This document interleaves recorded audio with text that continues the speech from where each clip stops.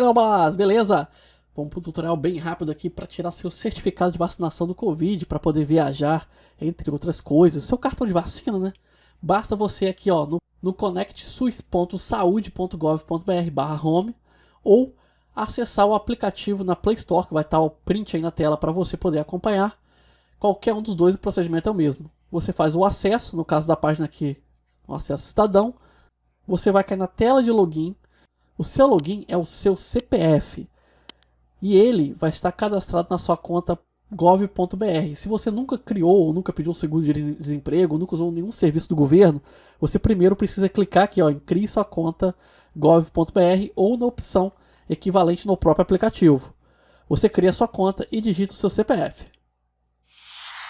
Clique em avançar. Digita a sua senha. Clique em entrar. Seus dados serão carregados.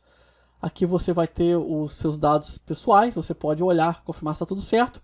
Mas o que interessa para a gente são as vacinas.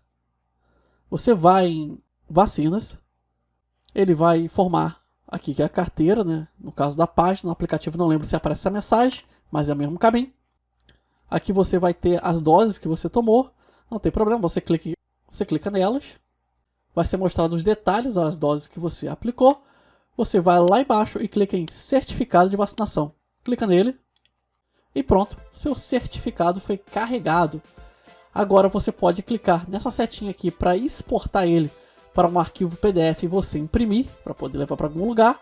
Ou, se você estiver com o aplicativo em mãos, você basta mostrar o aplicativo para o órgão ou para o fiscal que estiver fazendo a fiscalização, beleza? Se essa dica te ajudou, deixa aí o seu like, curta esse vídeo, compartilhe com os amigos, com as amigas, se inscreva no canal se não fez isso. Meu nome é Elias Ribeiro, muito obrigado por sua companhia, um grande abraço!